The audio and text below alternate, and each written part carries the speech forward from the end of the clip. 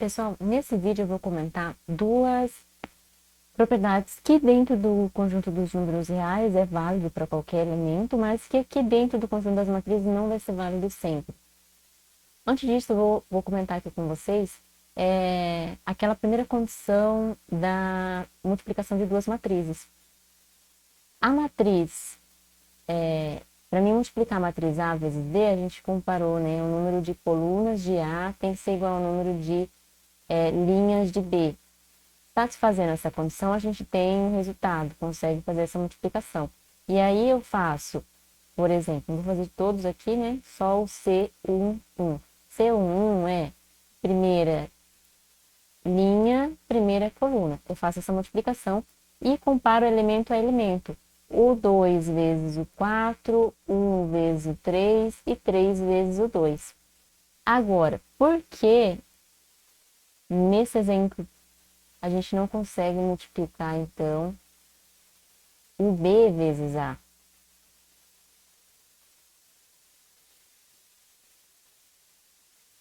Se eu precisasse multiplicar o B vezes A, ele está falhando com aquela primeira condição, porque o número de colunas de B, né, que é a minha primeira matriz aqui, é diferente do número de linhas de A. Então, não existe a multiplicação dessas duas matrizes.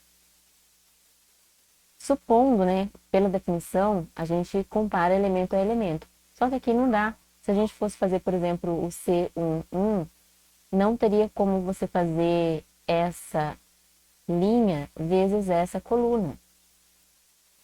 Porque aqui a gente tem dois elementos e aqui a gente tem 3. Então, como que eu multiplicaria 4 vezes 2, 7 vezes menos 1 e 4? Então, por isso que a gente tem aquela exigência de que o número de linha, né, de coluna da primeira matriz tem que ser igual ao número de linha da segunda. E aí, satisfazendo, a gente tem o resultado. Caso contrário, cai nisso daqui. Então, as duas propriedades que a gente tem diferente dos números reais agora nas matrizes é a seguinte. No conjunto dos números reais, existe a propriedade comutativa e ela é válida para qualquer número. Que propriedade é essa? Aquela, por exemplo, se eu fizer 2 vezes 3, é o mesmo que 3 vezes 2. É o mesmo resultado. Isso vai valer para qualquer número dentro do conjunto dos números reais. Já nas matrizes, isso não é verdade sempre. Como vocês perceberam, né? Às vezes, nem sempre existe essa segunda multiplicação. Já começa por aí. Então, às vezes, esse exemplo que a gente viu mesmo, eu consigo multiplicar o A vezes B, mas não existe o B vezes A. Então, não teria nem como isso valer, já cairia por terra aí. Então, dentro do conjunto das matrizes, essa propriedade não é válida sempre. Não significa que você não vai encontrar algumas matrizes em que além de existir o A vezes B, também existe o B vezes A, e isso é igual. Você consegue encontrar esse tipo de matriz que satisfaz essa propriedade. A questão aqui é que não vale sempre, como acontece nos números reais. A gente tem contra-exemplos, e um deles é esse que a gente já viu aqui, que cai por terra, porque já começando nem vai existir a outra multiplicação. Então, essa é a primeira diferença, né? Bem bacana dos números reais e das matrizes. Da forma como a gente definiu, tudinho, então, não vale sempre.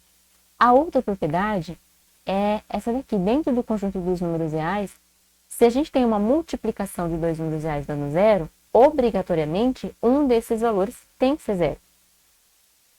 Senão, essa igualdade não existe. Né? Então, por exemplo, se eu tenho o 2, não existe, por exemplo, um 2 vezes 3 que vai dar zero. Se você tem a multiplicação de dois números dentro do conjunto dos números reais, então, isso dando zero, então, obrigatoriamente, né, vai ter que ser zero ou x ou y. No caso das matrizes, na multiplicação, considerando, né, que você vai fazer